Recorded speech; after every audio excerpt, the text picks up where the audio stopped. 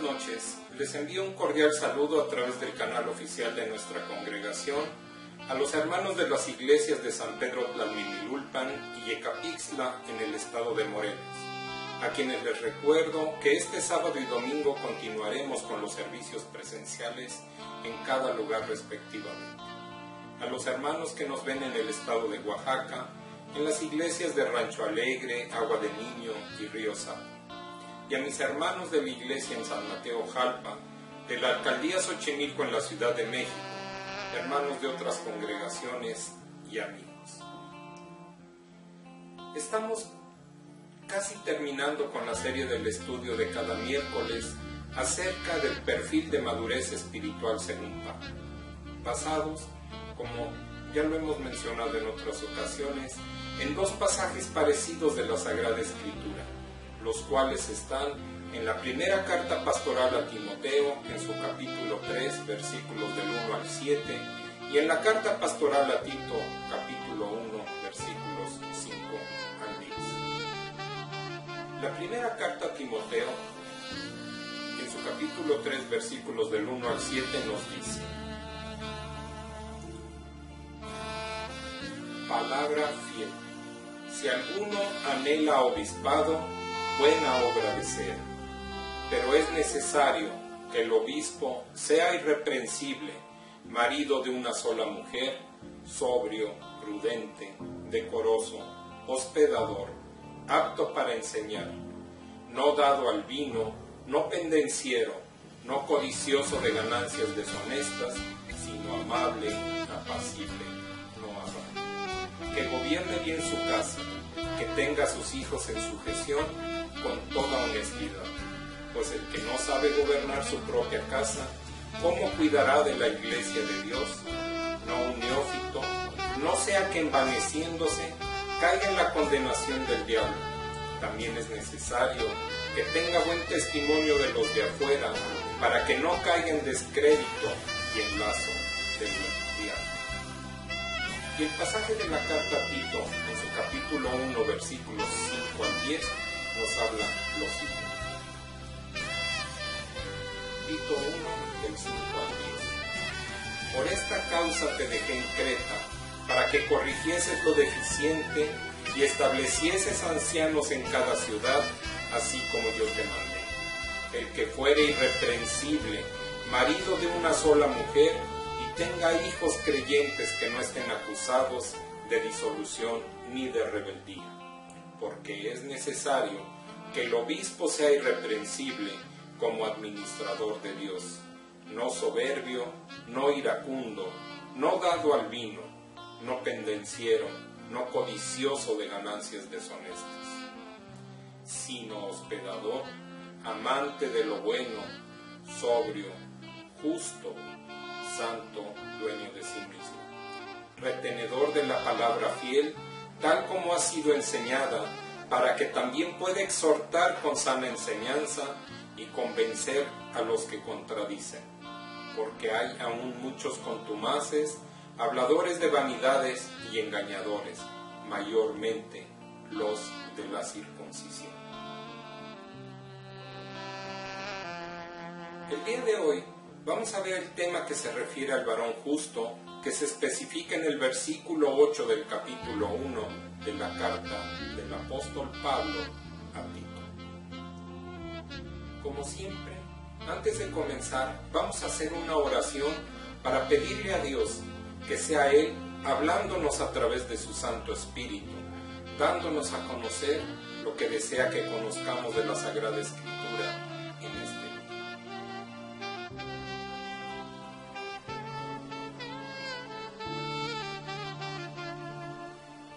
Padre del cielo, gracias te damos en esta noche por la bendición que nos das una vez más de estar en tu presencia, delante de ti, y poner nuestras vidas, amado Padre, para escuchar tu palabra conforme a tu voluntad. Que seas tú, Señor, por medio de tu Santo Espíritu, ministrando a nuestra mente y nuestro corazón, a lo más profundo de nuestro ser, sabiendo que donde está el Espíritu de Dios, ahí hay libertad. Que tu presencia se sienta en nuestras vidas, que tú sanes al enfermo, quites cualquier carga de la vida de mis hermanos y hagas conforme a como tú quieras hacer en nuestras vidas, Padre eterno, de acuerdo a la necesidad de cada uno de tus hijos, dándote las gracias como siempre, en el nombre de tu Hijo amado, nuestro Señor Jesucristo. Amén.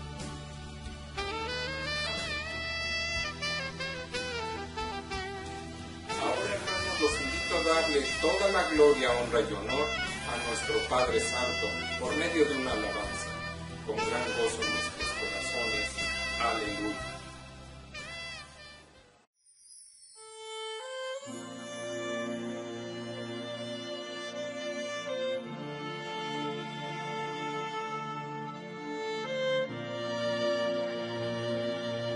Levanta tus manos. Todo lo que necesitas es que la hora descienda. Si tú lo pediste, que Él descienda sobre ti. Levanta tus manos y adóralo. Él viene cuando le adoras. Padre, yo te quiero amar y tocar tu corazón y rendirme a tus pies, oh mi Señor. Quiero estar cerca de ti y adorarte con todo mi ser y rendirte toda gloria. Aleluya. Aleluya. Aleluya.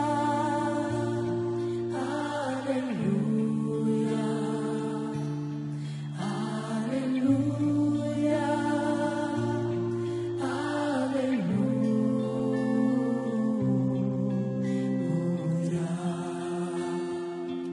Ven, Señor, ahora. Cuando sienta yo caer, firme en ti estaré, pues tú eres mi refugio, oh Señor. No importa dónde pueda estar, en valles de dificultad, te adoraré cantando aleluya. Aleluya.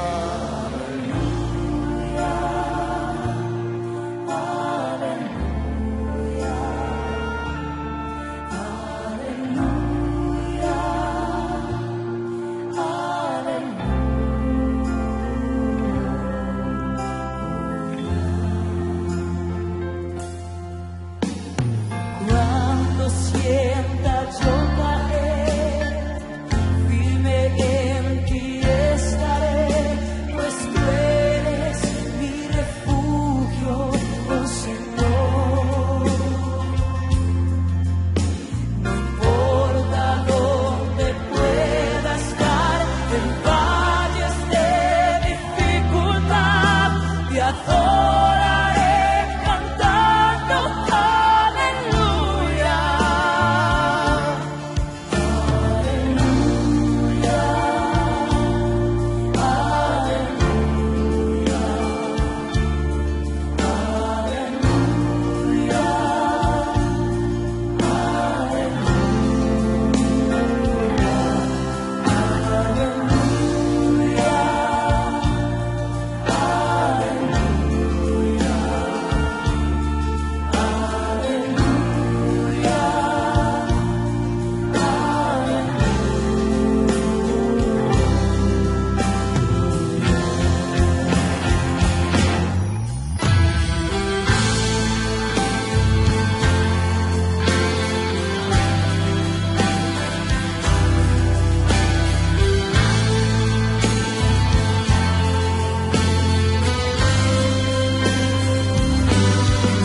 El río de Dios está sobre ti, recibe.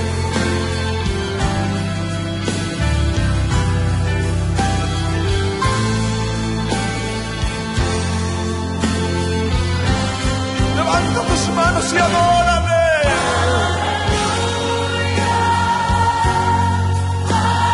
Es el Espíritu del Señor, es el Espíritu del Señor sobre ti.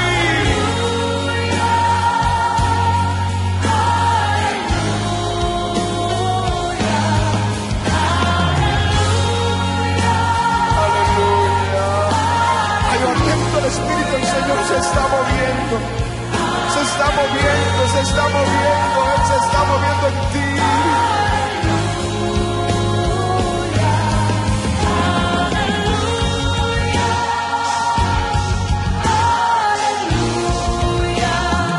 Sigue adorando. Yo siento que está viniendo sobre este lugar una lluvia fresca de su gloria. Es el rocío de su gloria.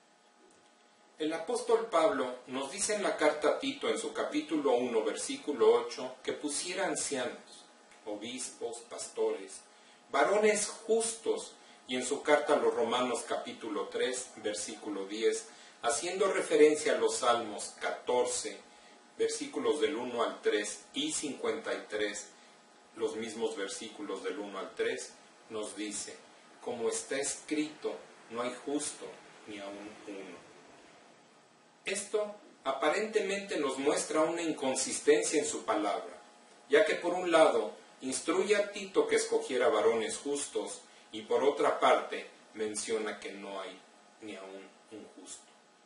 Sin embargo, el mismo apóstol Pablo nos dice en la carta a los Romanos, en su capítulo 1, versículo 17, y en la carta a los Gálatas, en su capítulo 3, versículo 11, que el justo por la fe vivirá. Haciendo referencia también al profeta Habacuc en el capítulo 2, versículo 4 de su libro. De lo que nos enseña la palabra a través del apóstol Pablo, podemos entonces concluir que somos justificados ante Dios por medio de nuestra fe. La fe, junto con el arrepentimiento, son el medio escogido por Dios para la salvación, pero en ningún caso pueden ser consideradas como obras meritorias que nosotros aportamos para nuestra salvación.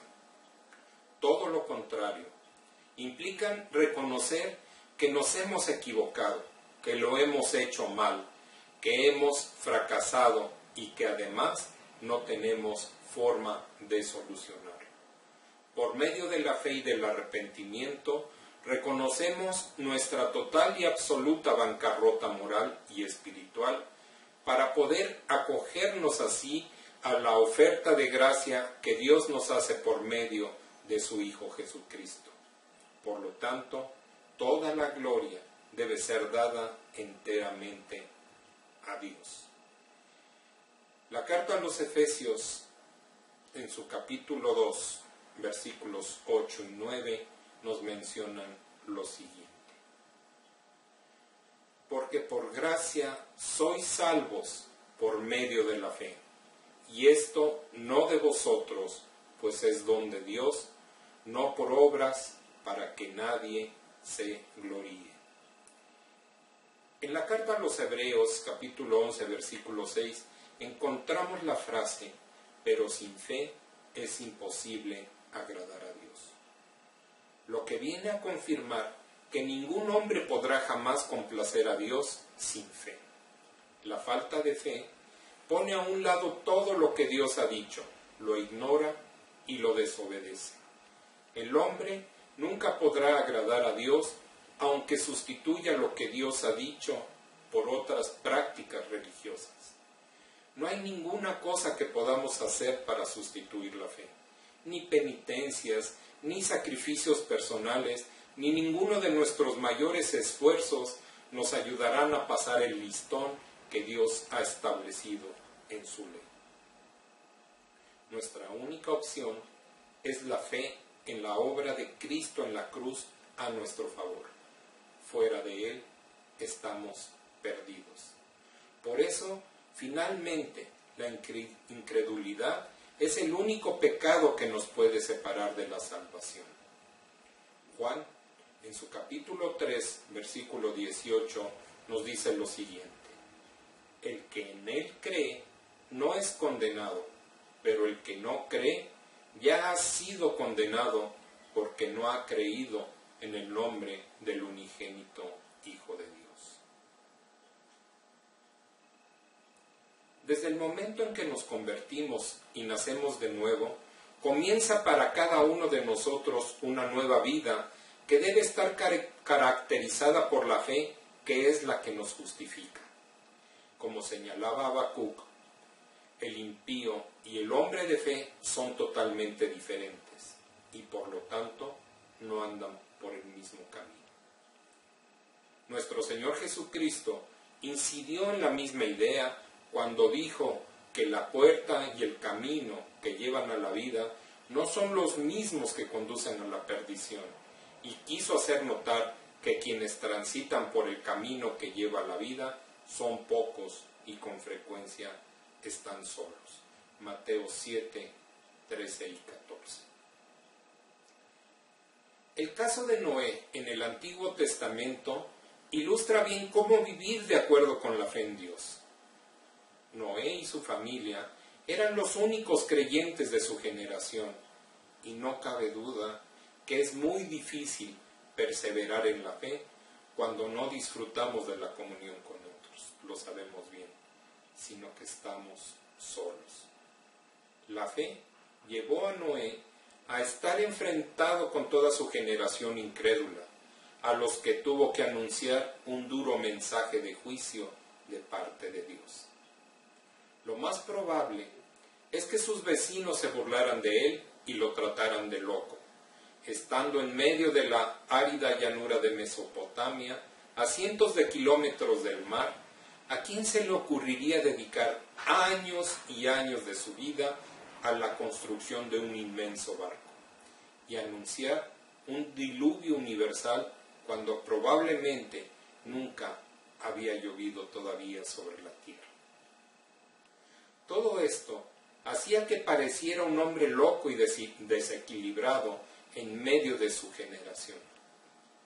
Pero no olvidemos que finalmente todo lo que Noé anunció en el nombre de Dios se cumplió con total exactitud. Hebreos, en su capítulo 11, versículo 7, nos dice: por la fe, Noé, cuando fue advertido por Dios acerca de cosas que aún no se veían, con temor preparó el arca en que su casa se salvase, y por esa fe condenó al mundo y fue hecho heredero de la justicia. Heredero de la justicia que viene por la fe. Otro ejemplo lo tenemos en el caso de Abraham. Abraham respondió con fe al llamado de Dios y su promesa. Dios llamó a Abraham a dejar su hogar y que viajara a una tierra desconocida, y prometió que él haría a Abraham el padre de una gran nación. Después de ese paso de fe inicial, Abraham y su esposa Sara seguían sin tener hijos. Otra vez, Dios le habló a Abraham prometiendo que sus descendientes serían como las estrellas, muchas para contarlas. Génesis 15, versículo 5. Abraham no tenía evidencia que tendría por lo menos un hijo, mucho menos una multitud de descendientes, pero Abraham creyó a Dios, y Dios contó su fe por justicia. Génesis 15:6. Contó su fe por justicia.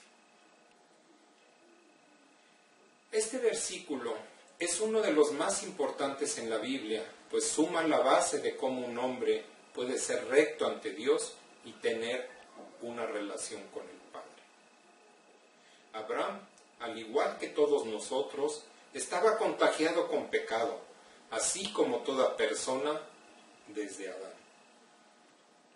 Si examináramos más de cerca la vida de Abraham, veríamos claramente que él estaba lejos de ser perfecto. Solo Dios es perfecto, solo Él es santo y justo, y porque Dios es santo y justo, Él no puede tolerar o ignorar el pecado. El pecado viola el carácter de Dios y definitivamente Él debe juzgarlo. Simplemente expuesto, el pecado distancia a Dios del hombre pecador.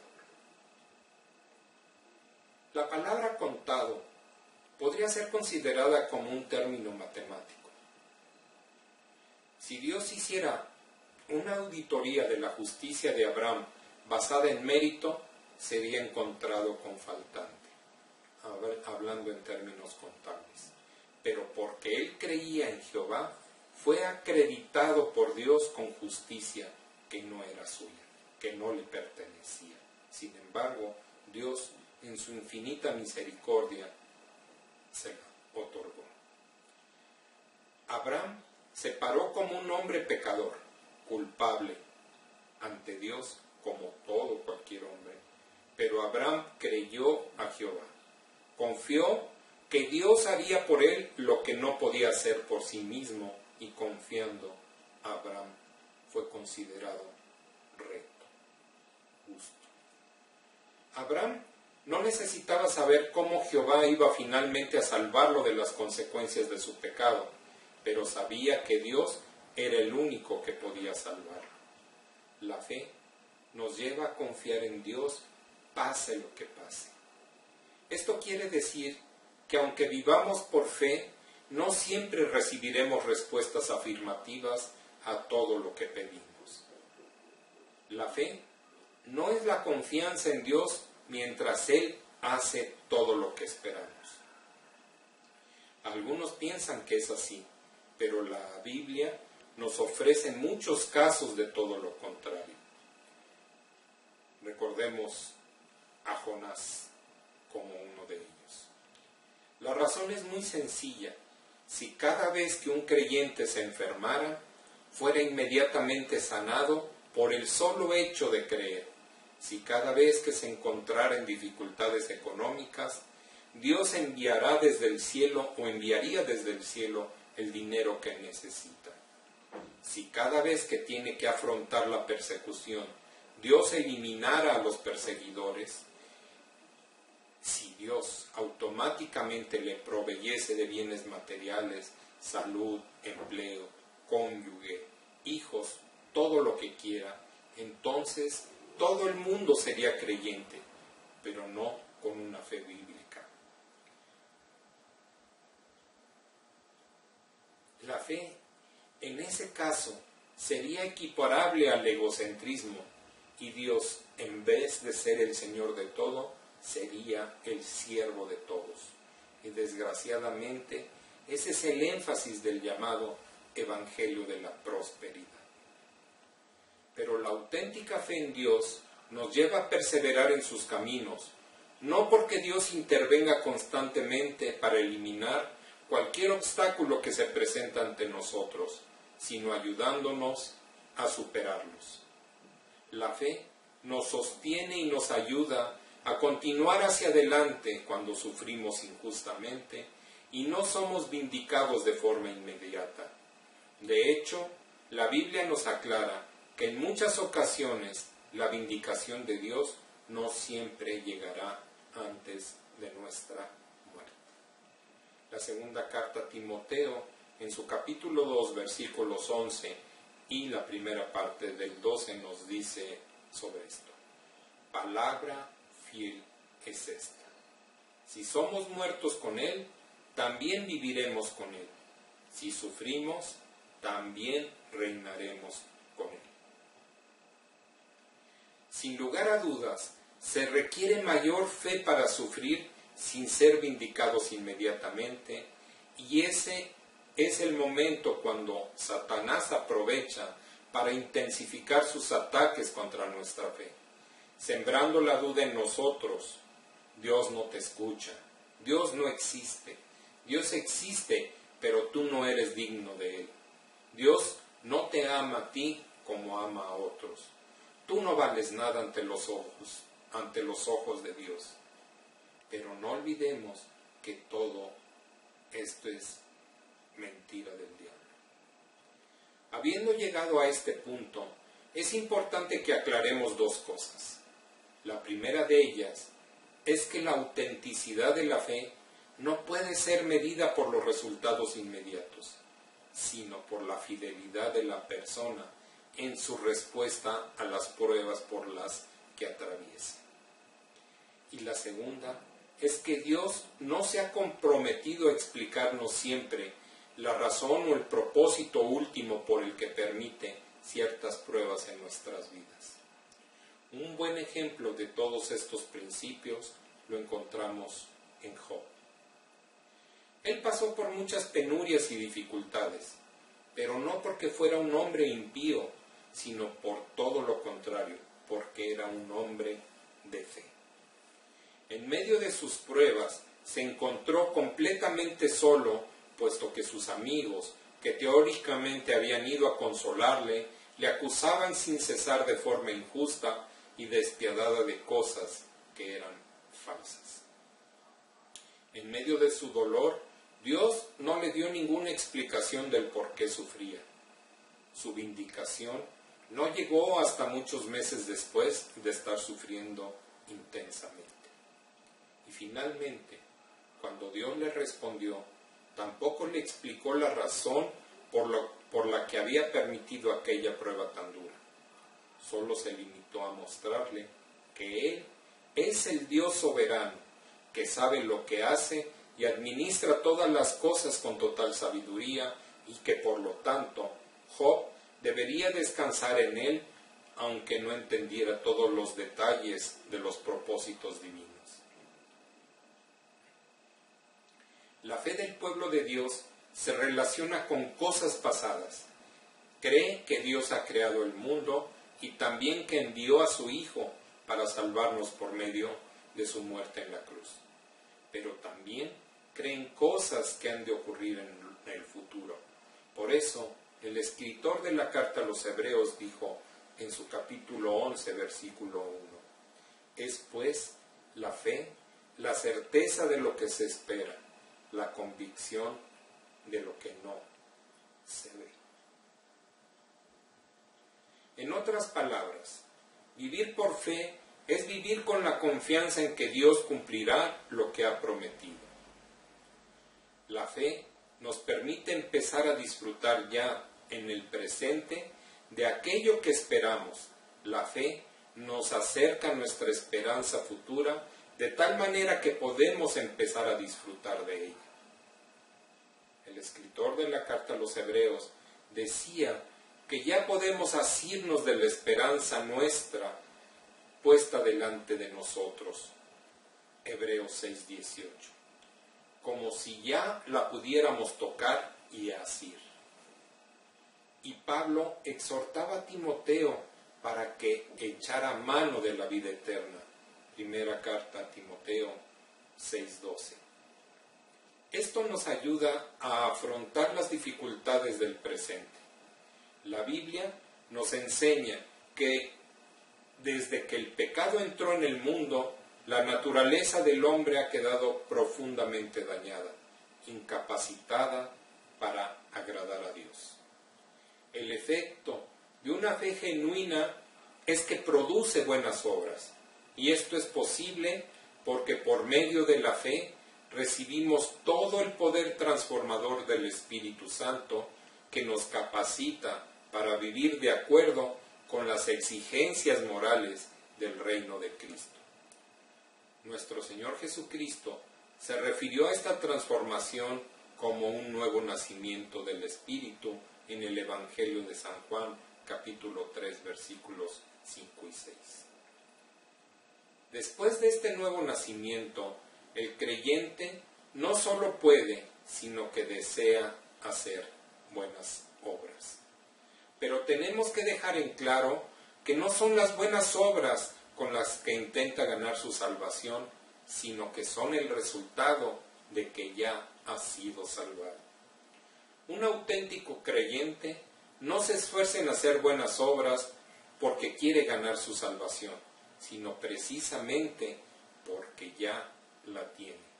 Eso nos lo deja muy claro la Sagrada Escritura. Con el nuevo corazón que Cristo nos da, viene una nueva vida y nuevas energías que deseamos emplear en servirle a Él. Pablo insiste en que aunque no somos salvados por obras, sí lo somos para hacer buenas obras. La carta a los Efesios, capítulo 2, versículo 10, nos dice: porque somos hechura suya, creados en Cristo Jesús, para buenas obras, las cuales Dios preparó de antemano para que anduviésemos en ellas. La fe se evidencia en cómo vivimos y no solo por la forma en la que hablamos o por lo que pensamos. El capítulo 11 de la carta a los Hebreos está llena de ejemplos de hombres de fe justificados por esa misma fe.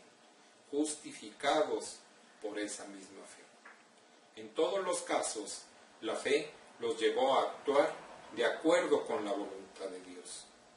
Santiago, el apóstol Santiago en su carta, confirmó esto cuando dijo en su capítulo 2, versículo 26. Porque como el cuerpo sin espíritu está muerto, así también la fe sin obras está muerta. Nuestra fe se revela por la forma en cómo nos comportamos en la vida diaria. En ocasiones, la fe del creyente será puesta a prueba por el mundo que le rodea, quizá por una oposición frontal que le lleve incluso a sufrir persecución física, o por el contrario, por medio de la seducción y los halagos. Otras veces, la prueba se manifestará por las cosas que Dios permite que pasen en nuestras vidas: la enfermedad, la pérdida del trabajo, la muerte de un ser querido, etcétera, etcétera. Aunque no sepamos cómo vendrá, podemos estar seguros de que la prueba vendrá.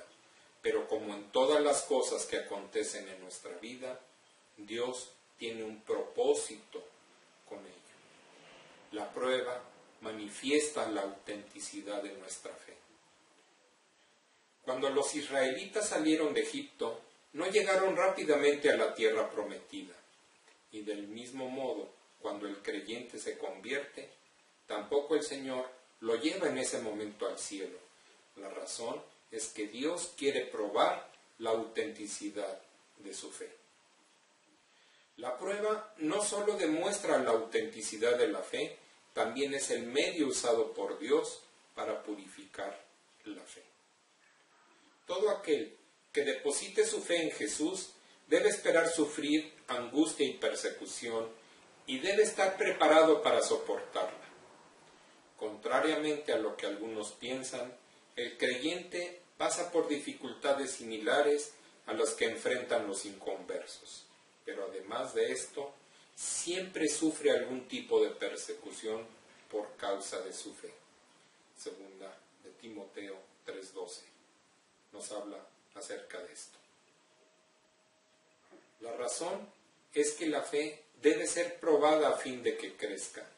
Es verdad que puede resultar duro y desagradable, pero constituye un medio poderoso para nuestra formación y nuestro crecimiento. No lo olvidemos, detrás de las pruebas siempre hay una finalidad: despertar en nosotros una fe más firme y robusta. A cada paso en el camino de la fe, nuestros músculos serán más fuertes y podremos enfrentar nuevos retos y seremos plenamente justificados. Una evidencia más de una fe auténtica es que persevera hasta el final. Hebreos nos dice lo siguiente acerca de los hombres de fe, acerca de los cuales estaba hablando. En su capítulo 11, versículo 13, nos dice lo siguiente: conforme a la fe, murieron todos estos sin haber recibido lo prometido, sino mirándolo de lejos y creyéndolo, y saludándolo, y confesando que eran extranjeros y peregrinos sobre la tierra. La fe de los patriarcas los llevó no solo a comenzar su peregrinaje, sino a terminarlo. El hombre de fe no retrocede, no vuelve atrás. Abraham siempre tuvo la puerta abierta para regresar a Ur de los Caldeos, pero no lo hizo. Y tampoco quiso que su descendencia lo hiciera. La fe auténtica persevera a pesar de las tentaciones para volver atrás. La carta a los Hebreos, en su capítulo 10, versículo 39, nos dice sobre esto: pero nosotros no somos de los que retroceden para perdición, sino de los que tienen fe para preservación del alma. Para preservación del alma. Quizás en este punto podemos preguntarnos si realmente todos los que depositan su fe en el Señor Jesucristo serán capaces de perseverar hasta el fin. A veces esto parece una tarea imposible y nos podemos preguntar cómo conseguirlo. La forma en la que está planteada esta pregunta puede dar a entender que la fe es una buena obra que el ser humano tiene que esforzarse en realizar. Es como si el hombre tuviera que conseguir perseverar hasta el final, pero este planteamiento es incorrecto.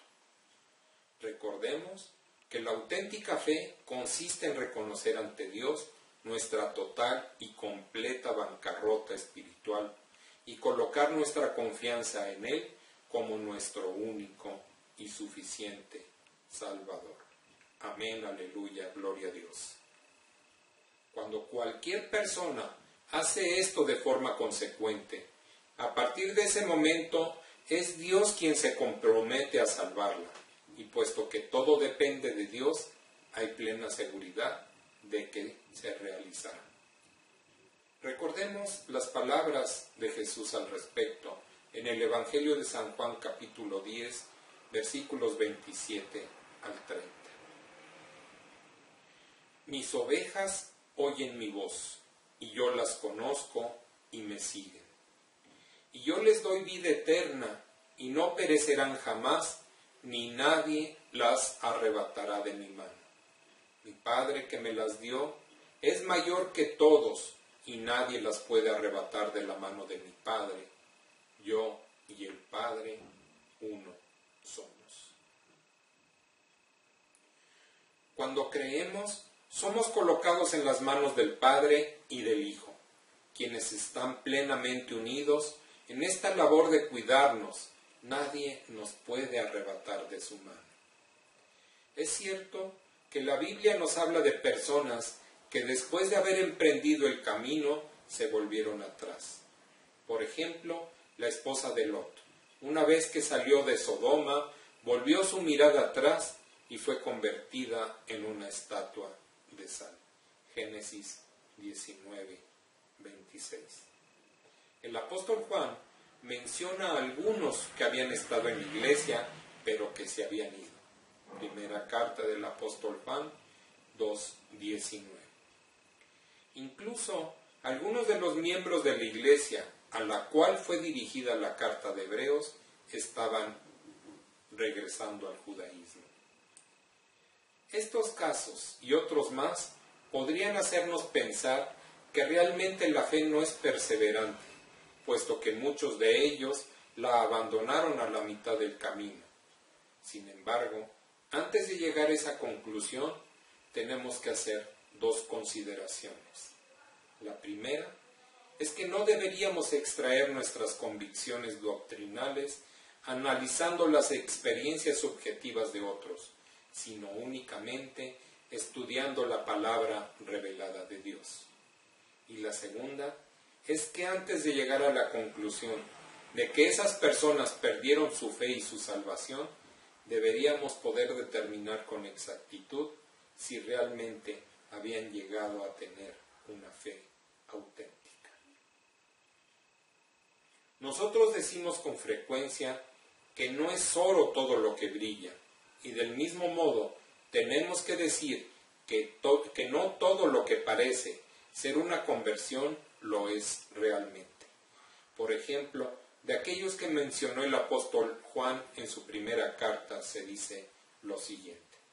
Primera carta del apóstol Juan, capítulo 2, versículo 19. Salieron de nosotros, pero no eran de nosotros, porque si hubiesen sido de nosotros, habrían permanecido con nosotros. Pero salieron para que se manifestase que no todos son de nosotros. Quizá fueron personas que en algún momento habían llegado a ser hasta predicadores dentro de la iglesia, pero finalmente apostataron negando algunas doctrinas fundamentales de la fe cristiana. ¿Cuál fue la razón? Nosotros tal vez diríamos que perdieron la fe, pero el apóstol Juan, inspirado por el Espíritu Santo, afirma que realmente no eran de nosotros, no habían tenido un nuevo nacimiento. También en el día de hoy hay muchas de estas falsas conversiones que no duran en el tiempo. En muchos casos, la decisión de seguir a Cristo no comienza con el arrepentimiento y la fe, sino que lo que mueve a la persona son determinados factores sociales, como el deseo de complacer a familiares o amigos cristianos, o la necesidad de ser aceptado en una comunidad y no sentirse solo. Pero la fe, si es verdadera, debe perdurar. Es un compromiso que perdura en el tiempo, independientemente de las circunstancias personales. Es probable que en gran medida los causantes de estas conversiones falsas sean los propios predicadores del Evangelio, que con frecuencia no hacen el debido énfasis en el arrepentimiento y la fe. En este sentido, nuestro Señor Jesucristo parecía querer disuadir a aquellos que manifestaban el deseo de seguirle, pero no habían reflexionado con seriedad acerca del costo de seguirlo. En una ocasión, habló de un hombre insensato que comenzó a construir una torre sin asegurarse de tener el material suficiente para terminarla. Lucas 14, del 25 al 33. En otra ocasión, cuando miles de personas le seguían, después de haber multiplicado milagrosamente unos pocos panes y peces para dar de comer a la multitud, él les dijo con claridad que le estaban buscando por la razón equivocada. El Evangelio de San Juan, en su capítulo 6, versículos 26 y 27, nos lo confirma. Nos dice la bendita palabra de Dios: de cierto os digo que me buscáis, no porque habéis visto las señales, sino porque comisteis el pan y os saciasteis. Trabajad no por la comida que perece, sino por la comida que a vida eterna permanece, la cual el Hijo del Hombre os dará. El resultado fue que desde entonces muchos de sus discípulos volvieron atrás y ya no andaban con él. Juan 6, 66. La forma en la que algunas veces hablaba con los que manifestaban el deseo de seguirle podría parecernos que quería alejarlos de él, cuando lo único que pretendía era que tomaran decisiones consecuentes. Hasta este momento hemos visto que la justicia se obtiene a través de la fe que nosotros somos justos a través de la fe. Pero ahora podríamos preguntarnos, ¿quiénes son los justos? La respuesta es que los justos son aquellos que tienen una posición correcta delante de Dios. Gracias a Cristo, todos podemos ser rectos en la presencia de Dios y darle a conocer con valentía nuestras peticiones si hemos aceptado su sacrificio por nosotros. La Biblia dice que los justos brillan en el reino de su Padre. La luz y la alegría brillan en su camino. Pueden tener muchas aflicciones, pero Dios les librará de todas ellas. Los justos tienen la mente de Cristo. Sus pensamientos son rectos y puros. Tienen una mente sobria. No afirman o confían en su propia justicia, sino que viven bajo la justicia imputada de Cristo. Están abiertos a la corrección del Señor y de sus ministros. Reciben sabio consejo y lo aplican a sus vidas. Los justos son inamovibles de su posición en Dios. Su casa permanecerá. Sus hijos serán salvos, bendecidos y tendrán abundancia de comida. Florecerán y no serán derrotados por el enemigo. El desánimo, la duda o la depresión no les harán desviarse. Los justos están seguros de que Dios vendrá y les salvará.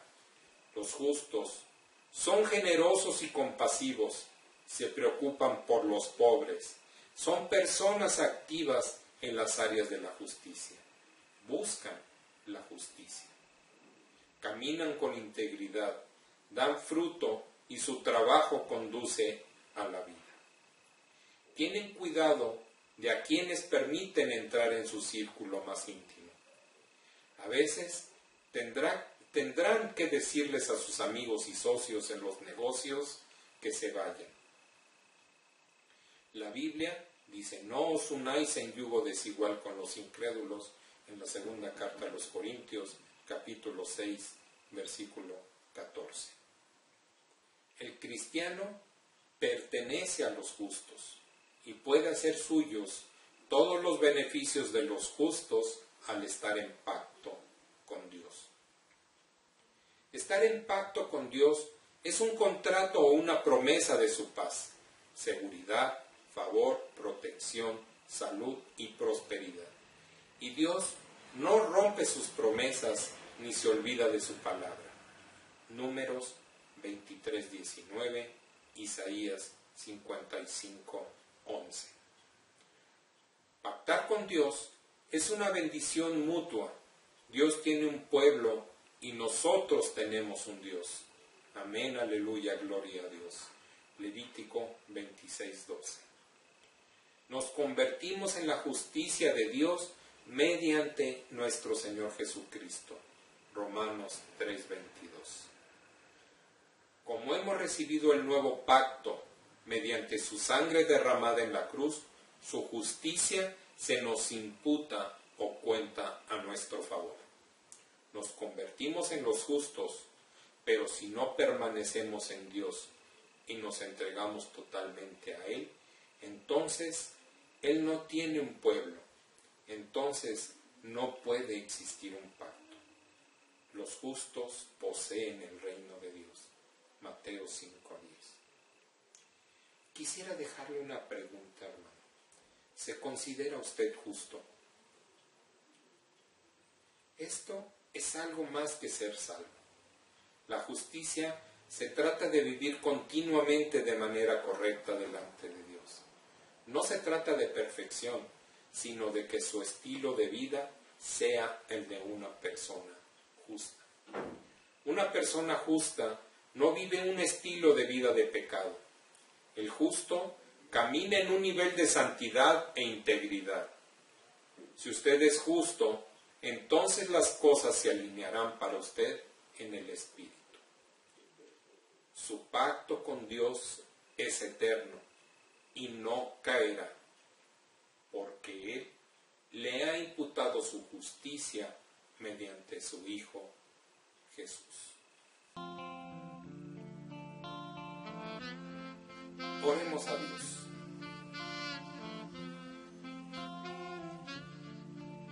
Padre Dios Todopoderoso, tú eres un Dios de amor y de justicia. Por eso te pedimos en este día que derrames bendiciones infinitas y que ilumines el corazón y la mente de aquellos que han sido justificados por la fe, para que la rectitud, la honradez y el amor a la verdad guíen siempre su actuar, para ser ejemplo para aquellos que todavía no creen en ti de conformidad con tu bendita palabra, y podamos ser instrumento útil en tus manos para que ellos puedan ser alimentados por la misma fe y alcancen tu justicia. Te lo pedimos en el nombre de tu Hijo Jesucristo, aquel que sin haber pecado nunca y ser el único justo, entregó su vida por nuestra redención. Amén. Amén. Y amén.